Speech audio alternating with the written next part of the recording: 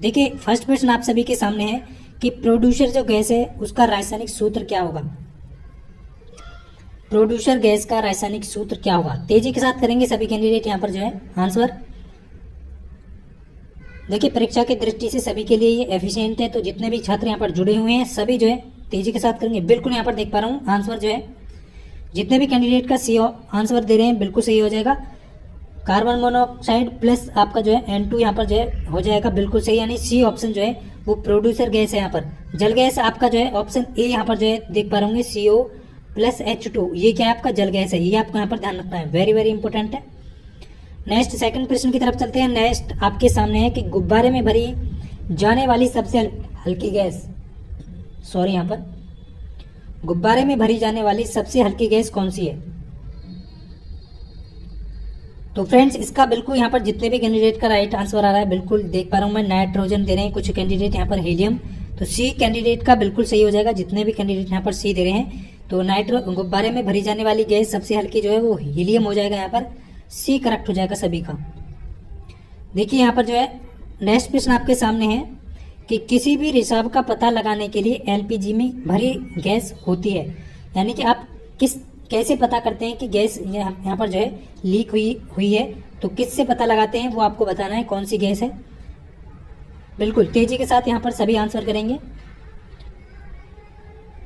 तो बिल्कुल यहाँ पर देख पा रहा हूँ मैं आंसर सभी ज़्यादातर कैंडिडेट का आ रहा है कि मिथाइल मर्कैप्टन जो है इसका बिल्कुल करेक्ट आंसर हो जाएगा। तो इस क्वेश्चन का बी ऑप्शन बिल्कुल सही हो जाएगा आप सभी का।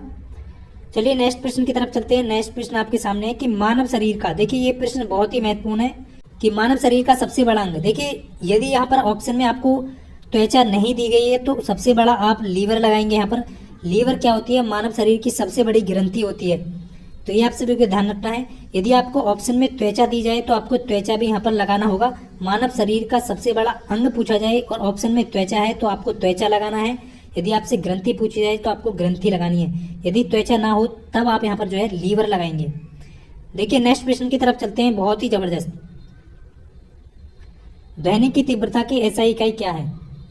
तो ये ऑप्शन यहाँ पर जो है करेक्ट हो जाएगा। जितने भी कैंडिडेट के ए ऑप्शन आ रहा है तो वाट प्रति वर्ग मीटर जो है इसका करेक्ट आंसर हो जाएगा मेरे दोस्त। वाट प्रति मीटर होगा, ना कि जूल प्रति वर्ग मीटर। देखिए वाट प्रति वर्ग मीटर है, आपको ध्यान रखना है, ऑप्शन ए करेक्ट होगा इसका। नेक्स्ट आपके सामने है सोडियम वाशिंग सोडा का फॉर्मूला। देखिए वाशिंग सोडा, देखिए एक तो होता है आपका धावन सोडा, एक होता है आपका वाशिंग सोडा। वाशिंग सोडा धावन सोडा सेम ही है। एक होता है आपका बेकिंग सोडा,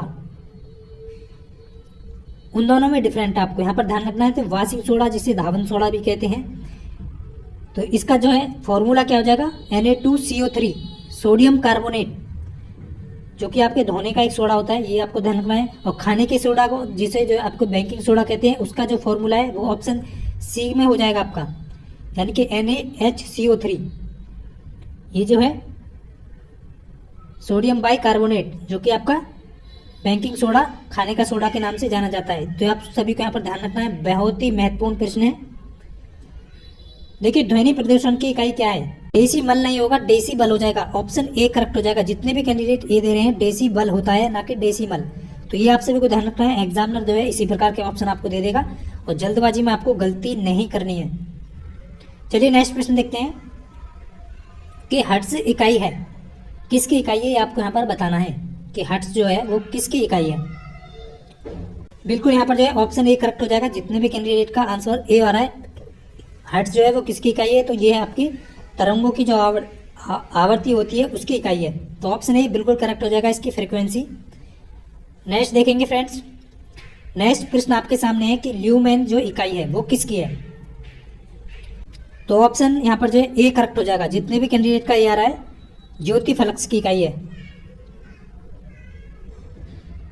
बिल्कुल यहाँ पर ए ऑप्शन सभी का करेक्ट हो जाएगा। देखिए नेक्स्ट देखते हैं फ्रेंड्स, एक प्रकाश वर्ष किसकी इकाई है। बिल्कुल यहाँ पर ज्यादातर कैंडिडेट का डिस्टेंस हो जाएगा, दूरी की। एक प्रकाश वर्ष किसकी इकाई है, तो दूरी की इकाई है।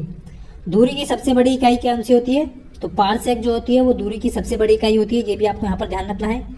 और देखिए आपसे ये भी पूछा जा सकता है कि एक लाइट ईयर बराबर क्या कितने मीटर होते हैं। एक लाइट ईयर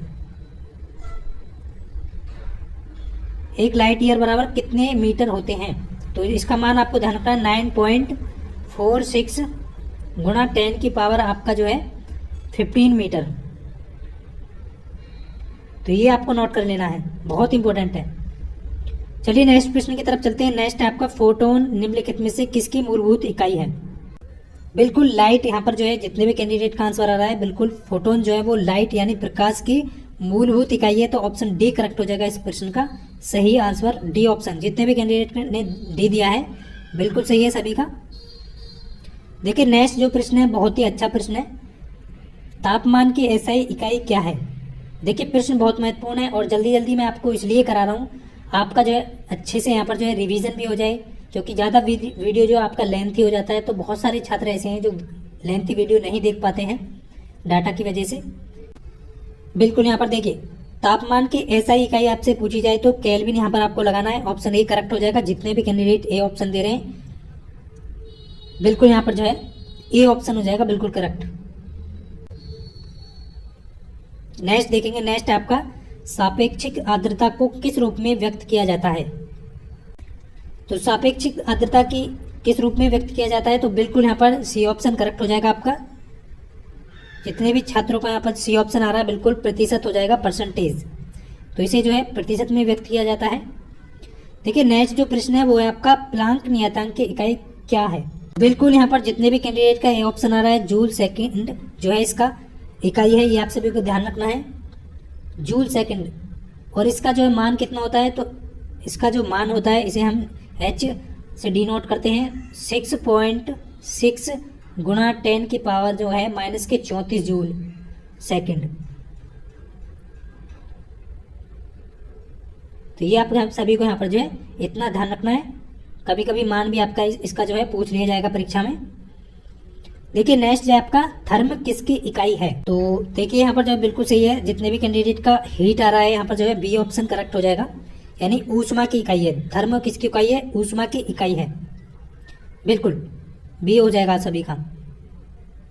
देखिए नेक्स्ट है टीकाकरण के जनक किसे कहा जाता है?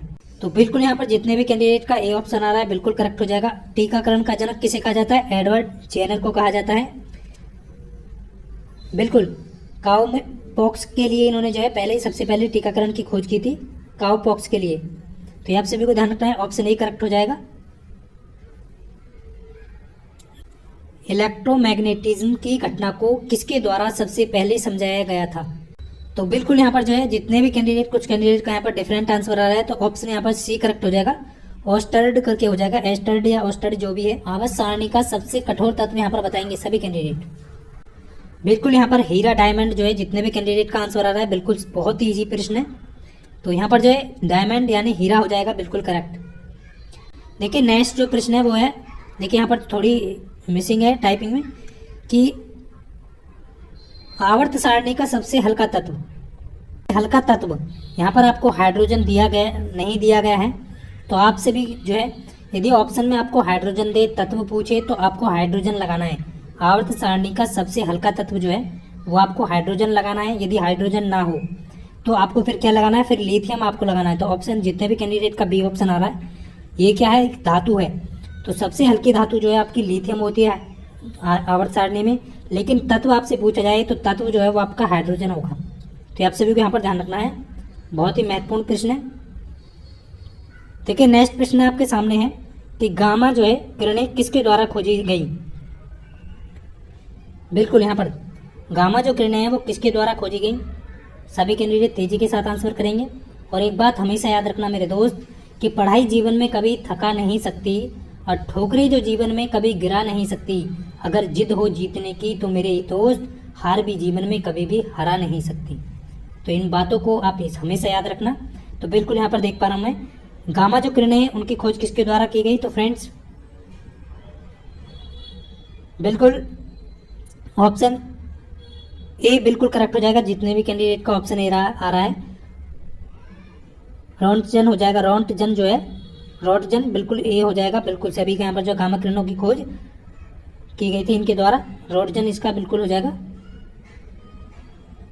नेक्स्ट आपका चुंबकीय फ्लक्स की अंतर्राष्ट्रीय मानक इकाई क्या है? देखिए चुंबकीय फ्लक्स की अंतर्राष्ट्रीय मानक इकाई क्या है? तो फ्रेंड्स यहाँ पर जो है बिल्कुल यहाँ पर ऑप्शन जितने भी कैंडिडेट का ए आ रहा है, कुछ कैंडिडेट का यहाँ पर जो है डिफरेंट, देखिए डिफरेंट आंसर आ रहा है, तो ऑप्शन ए करेक्ट हो जाएगा इसका। चुंबकीय फ्लक्स की अंतर्राष्ट्रीय इकाई जो है, मानक इकाई, वो आपकी वेबर है।